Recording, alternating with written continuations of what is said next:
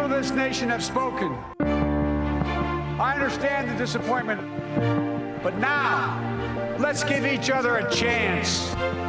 On this Inauguration Day, the Capitol scene is different, but the tradition continues as America moves forward. The impacts it will have on us in Maryland. Good morning, and thank you for joining us on this inauguration special of Fox 45 News Midday. I'm Patrice Sanders. Fox 45 political reporter Mackenzie Frost also joining me this morning for this special. In this half hour leading up to the inauguration, we'll be speaking with 5 different political contributors, all about the ins and outs of the inauguration and the presidencies, the one on its way out, and the new administration coming in. Thank you so much for joining us this morning. Let's take a look now at what is happening at our nation's capital. You see the gathering of former presidents and people who have come to attend the ceremony today, the inauguration of the 46th president, Joe Biden, in just about an hour from now, along with Kamala Harris serving as vice president. But due to the coronavirus and the riot at the Capitol building, the normal ceremony is looking different. Most of today's events will be happening virtually or will be significantly scaled back. The former vice president, president-elect, will be sworn in the steps of the Capitol despite the fears of yet another riot. Now, according to Biden's inauguration website, the virtual events will look similar to the virtual Democratic National Convention that you may remember from last summer. The theme for this year's inauguration will be America United. This is a look now at the military band they practiced earlier this week. We have seen a significant increase in security as well for this inauguration. Washington, D.C. Mayor Muriel Bowser extended a citywide emergency declaration through tomorrow, saying the threat of those who stormed the Capitol is ongoing. President Trump also declared a preemptive emergency for the D.C. area, and that allows the Department of Homeland Security to coordinate disaster relief and to provide assistance for emergency measures. Now, President Trump will not be attending the inauguration ceremony, breaking 150 years of tradition. On the other hand, Vice President Mike Pence says he will attend. Former presidents Barack Obama, George W. Bush, and Bill Clinton, and the former first ladies are also expected to attend. We just saw some of them walking in. But 96-year-old former President Jimmy Carter will not be going. This will be the first inauguration he has missed since 1977. Now, let's take a look at the incoming administration. Crystal Knight is a political and social impact strategist and former political director for Priorities USA, the largest Democratic presidential super PAC in Washington, D.C. Crystal, thank you so much for joining us. Let's get right to it. How will this new administration get the economy up and running? And let's talk about those stimulus checks that we're hearing about in Congress right now. Great. Thank you for having me. So the first thing that I think this president will do, President Biden will do, is make good on his promise. During his campaign, he talked about a $2,000 stimulus check for many Americans who are struggling. By now, we all know someone who's been negatively affected by the pandemic. They've lost their job. That trickles down to them not being able to help pay their mortgage or their rent. And so a boost in the economy through stimulus money will not only help Americans, pay their basic needs, but also help small businesses stay afloat. How soon do you anticipate that we could see another stimulus check after the former vice president is inaugurated, becoming the next president? Well, I fully anticipate seeing this within the first 100 days. It's already gone through the process at the House level. I believe it's gone through the process at the Senate level. We're just waiting on the final, declaration to actually happen. But Americans should expect this to happen within the first 100 days of this presidency. Let's talk about the incoming Vice President Kamala Harris. She'll be shattering some glass ceilings as she takes office in the VP role. What should be her agenda and what should be on it as the most powerful woman in the United States of America? Well, one, I'd like to just take a moment of personal privilege as a Howard University alumna to say that I'm so excited to see Vice President-elect Kamala Harris take office. It really is a historic moment in history. But President-elect Biden has not yet fully laid out her agenda, but I fully expect her to have a say-so in all domestic and foreign policy issues that will affect this country. And she will lead much like Biden led with Obama in office as the #2, and really giving great voice to all of the concerns that pertain to this country. As a former senator, do you think she could bring some sort of expertise to the White House as well, working with President Biden and lending her insight into some of the decisions that he will be facing? Absolutely. I mean, both of them are former senators, and I think it's important to have a little bit of experience. We've seen how experience or lack of experience can lead to, a dangerous situation in the White House. And so I believe her experience as a senator, even as an attorney general from the state of California, will prove to be pivotal, not only in her role as vice president, but also in bridging the ties in the Senate. She's now going to be the tiebreaker in the Senate, which is a really important role. And all of her experience combined will lead up to where she is right now. And we're seeing COVID-19 impact the way the inauguration is held. And can we expect some sort of changes in the vaccine distribution, as well as how COVID-19 is impacting education and kids in classrooms across the country? Yeah, that's a great point. I think this administration will handle COVID-19 a lot better than we saw under the Trump presidency. So number one, folks will have a lower barrier of entry to getting the vaccines. And what that means is they may be able to access a vaccine at a grocery store. People frequent grocery stores every single week, sometimes every single day, and that's really helpful. I think we'll also see this administration pump more money into the Department of Education, thereby, pumping money into local school jurisdictions, which would provide more resources for children to have better at-home learning and not see a rush to go back into schools until every single student and teacher is vaccinated. Last question, Crystal. Will the new administration need to redefine the role of law enforcement, especially after a year of riots and protests and accusations of police brutality? How do you think that this new administration will toe that line and present possible changes? Yes, I believe that this administration will take credible threats seriously.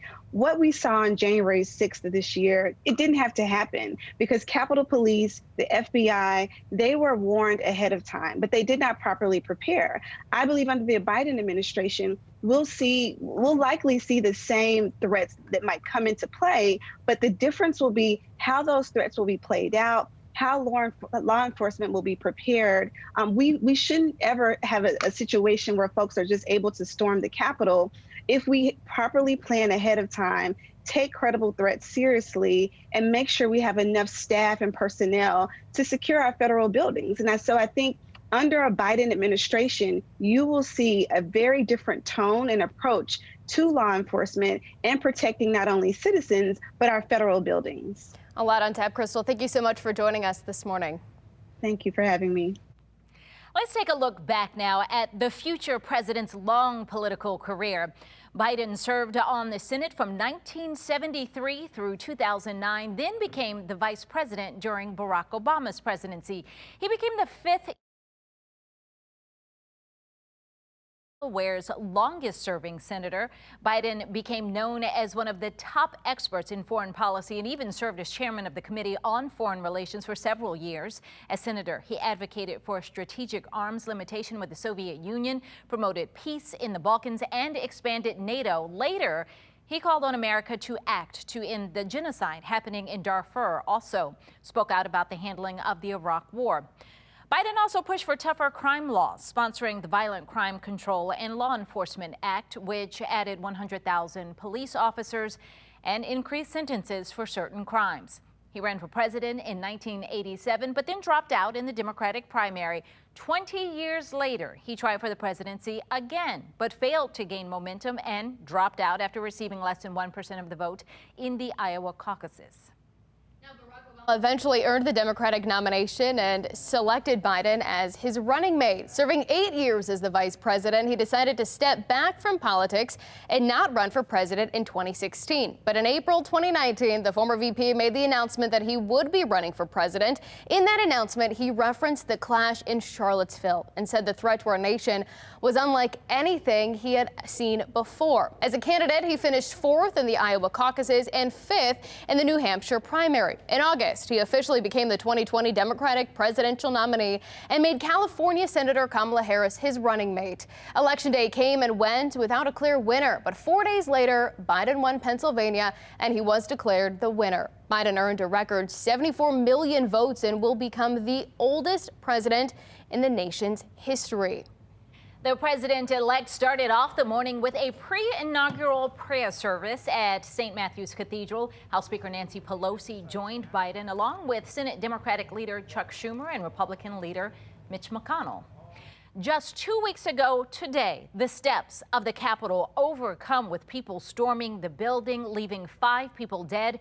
Right now, the FBI is working to find hundreds of suspects still unidentified. Bureau agents have received more than 200,000 digital tips, but say they still need more. More than 100 arrests have been made. Most recently, authorities arrested a 65-year-old Virginia man named Thomas Caldwell, who, according to this court document, holds a leadership post with a far-right militia group called the Oath Keepers. Another top priority, identifying the killer or killers of Capitol Police Officer Brian Sicknick. We've seen big changes when it comes to securing the Capitol building since January 6th. Tyrone Powers is joining us now. He is a former FBI agent, and now he is the Director of Innovation and Special Initiatives at Anne Arundel Community College. Good morning, Dr. Powers. Good morning. All right, so let me ask you, just an unprecedented amount of security that we're seeing for this inauguration. Talk to us about what we're seeing in terms of security and what we're not seeing, because I'm sure there's a lot behind the scenes we don't even know about. Yeah, there's a deterrent effect, which is why you're seeing so much of the military presence, the people in uniform, but also there's the drones. There are the intelligence agencies have tasked their assets and informants to provide them with information.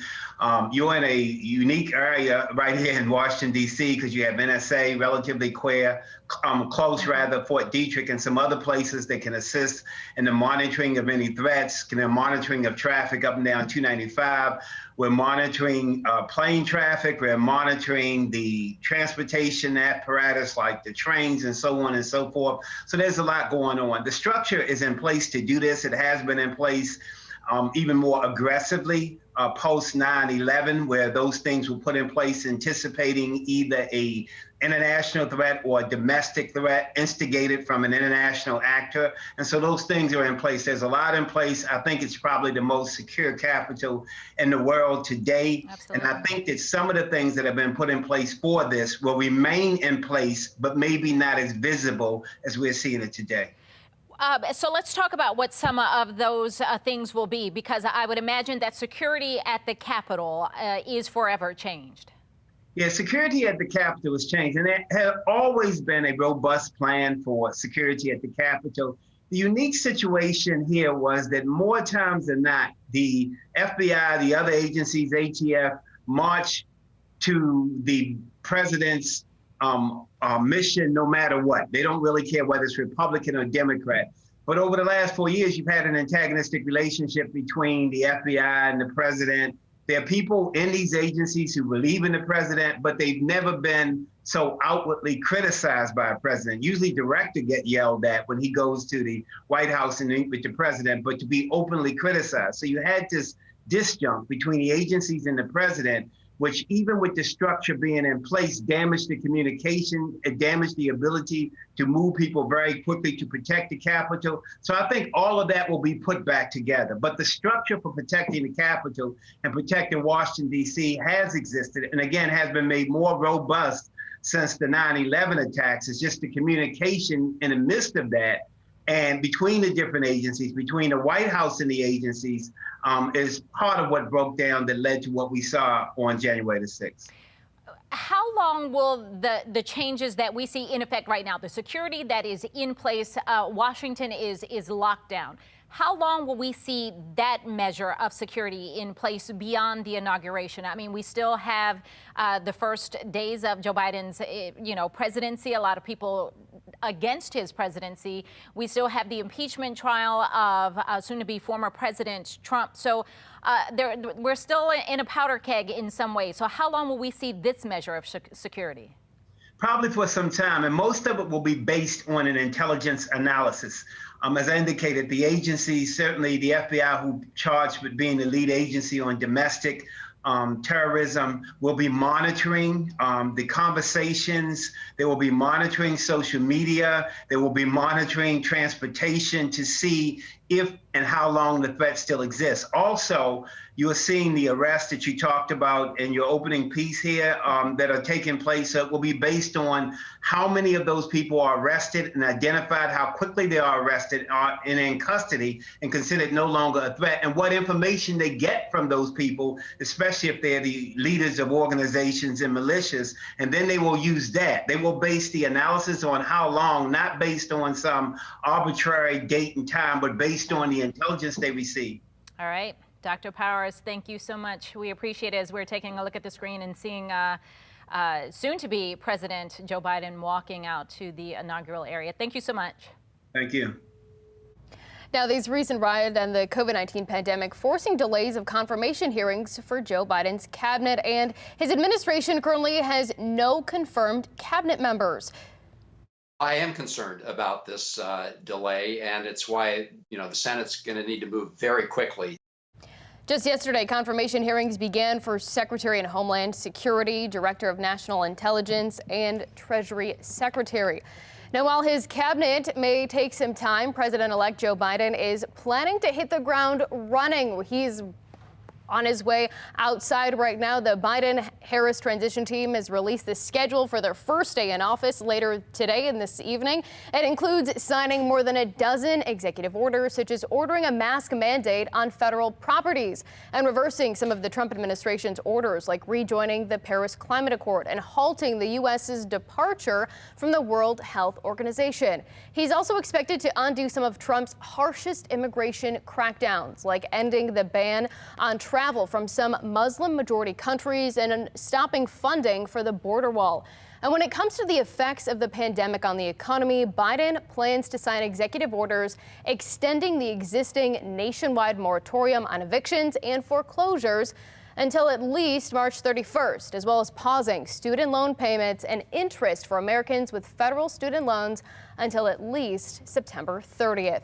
Now, Dr. Darius Arani joins me now. He serves as the Vice President of Strategic Partnership and Applied Research at Towson University. Thank you so much for joining us today. I want to talk more about the economic plan because we're talking a lot about the COVID-19 stimulus. But what does it mean for businesses as the Biden administration prepares to take over? Good. Thank you for having me. It is critical for businesses, and I know that the Biden economic plan does include additional loans and grants for small businesses to kind of bridge the gap from now until recovery, which is absolutely critical. So there's two things going on. There's the immediate need, which is sort of the $2,000, the PPP loans. But there's also the long term, which is investment in infrastructure, investment in clean energy. All those things combined together will help grow the economy, significantly going forward. Now, you talk about bridging between now and when we kind of move beyond this. How long will it take before the country could see a potential rebound and businesses begin to move beyond the economic collapse that they saw during the COVID-19 pandemic?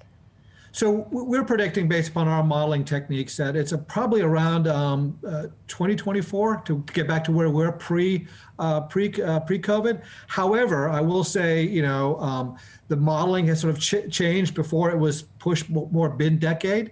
So again, as the vaccine uptake increases, the quicker the economy can reopen and we can kind of resume back to normalcy.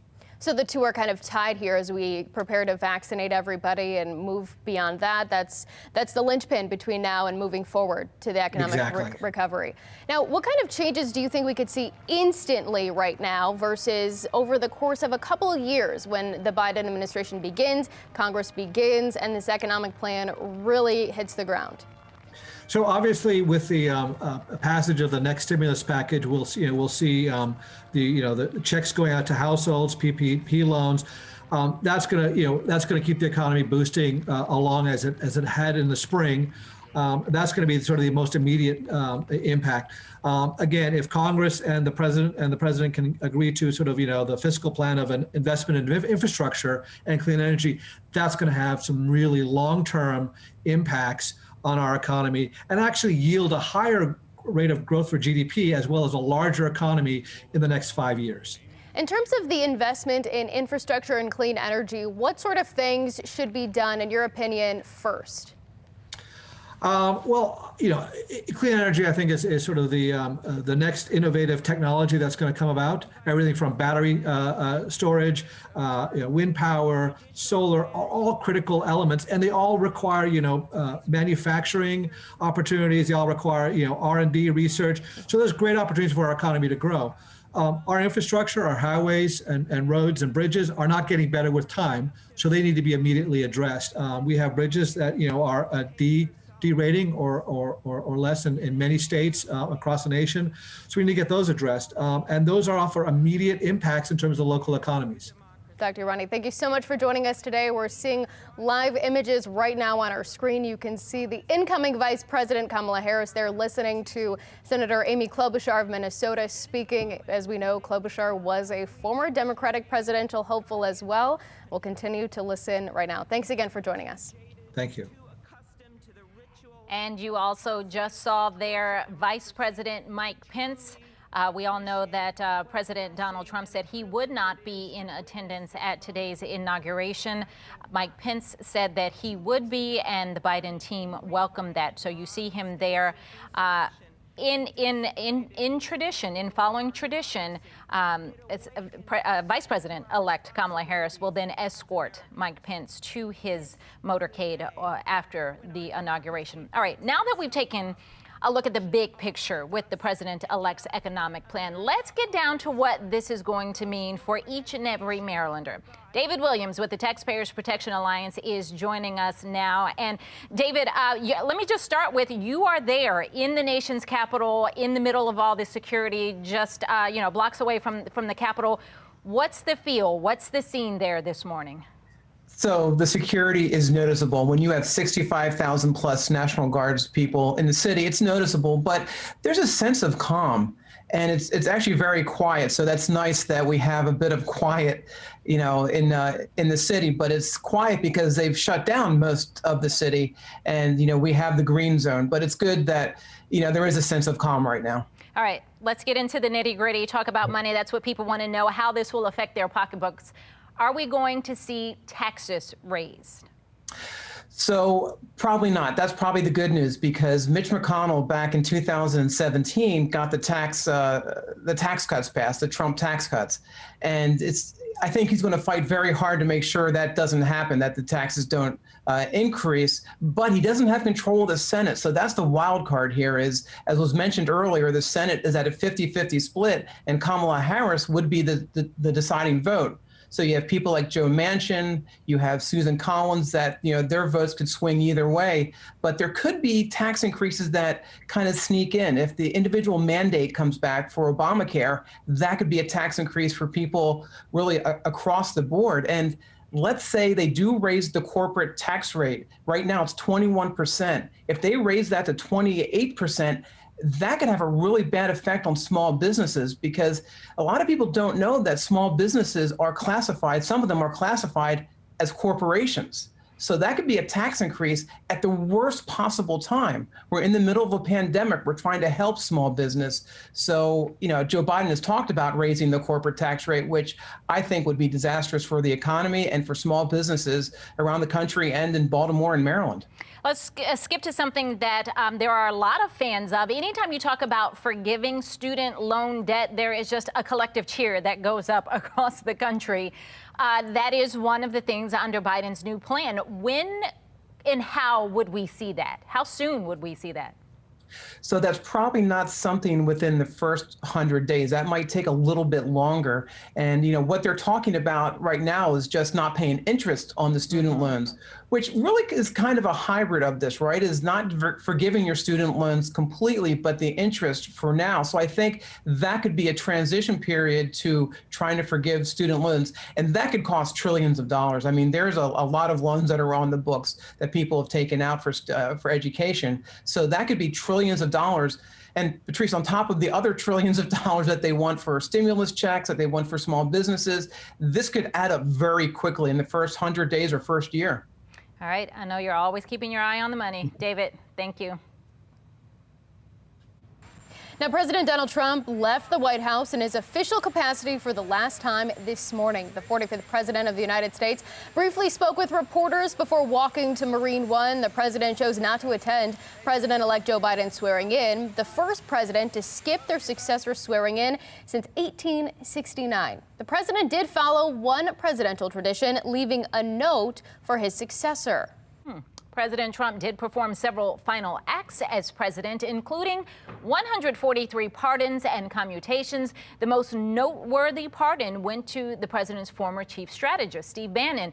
He faced a fraud charge connected to a fundraising campaign for the president's border wall. Some other pardons of note include rappers Lil Wayne and Kodak Black. Also, former mayor of Detroit, Kwame Kilpatrick. Now, the president did not pardon any immediate family members or himself, which was in question. Yeah, Patrice. Now, even after leaving office, the president has an impeachment trial looming in the Senate. He was impeached 1 week ago today for what the House members say was his role in inciting the riot at the U.S. Capitol the week before. Professor Matthew Mangiello joins us now. He is an assistant professor of political science for McDaniel College. Thank you so much for joining us. The big question now is what happens now that the president has left the White House? What happens to that impeachment, and what could this mean for the president in the future? Yeah, thanks for having me on. So the first big question is when does Nancy Pelosi send the articles of impeachment over, and when does the Senate trial get started? And there's some question about whether or not Democrats want to move the trial forward immediately because the Biden administration needs to seat all its people, needs to get all its appointments Senate approved. And one of the major stumbling blocks, one of the major problems that the Trump administration had 4 years ago was an inability to get Senate confirmation and staff key agencies. So the Biden administration doesn't want to get into that problem. Now, talking about those appointments and getting those positions filled quickly, what would it mean for his administration if that was to happen slowly? What kind of progress would not perhaps be able to be made if the Senate delayed those confirmation hearings? So I would expect that some of the key national security positions move forward. We've seen that already. But there are a lot of things that the government does, that the bureaucracy does, that the political appointments on top need some time to catch up. And we've already had some stonewalling of the Biden administration during the last month while President Trump has been contesting the election.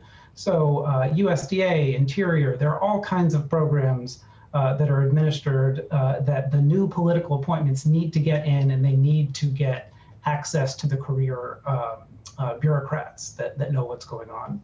Now, set the stage for us. We have some people who say that the country should just move on from the President Trump era, and the Senate should not take up the impeachment. Others people say that it should happen as soon as possible. Can you walk us through some of the thought process behind that? And then looking forward, what sort of precedent could this set for presidents moving forward as well? Yeah, so, I mean, first there's the constitutional question of whether or not it's possible to impeach and try a president who no longer is in office. Some people say no, some people say sure, some people say yes, if you have already started the impeachment process and President Trump has been impeached. So I think that there's a lot of precedent and weight that says the trial can move forward. The major point at stake with impeachment now that President Trump is leaving office is whether or not if convicted, he can hold office in the future, which frankly, not simply Democrats, but a lot of Republicans would like to clear that issue out before the 2024 election. Real quickly, what happens if the Senate does decide to convict? I think it sets an important precedent. It tells future politicians that elections matter, and how you lose an election is as important as how you win. We can't have our presidents or our candidates denying the will of the people. Professor Montiello, thank you so much for joining us. All right, and as we take a look back there live, President-elect Joe Biden has just about at half an hour from now before he will be the 46th president of the United States. The ceremony underway right now at 12 o'clock. His swearing in will happen. And prior to that, you see Vice President-elect Kamala Harris there. She just stood there in the purple. She will be sworn in. That is it for our special inauguration coverage. We want to thank all of our guests for joining us today. Keep watching the inauguration right here on FoxBaltimore.com or on air. Thanks again.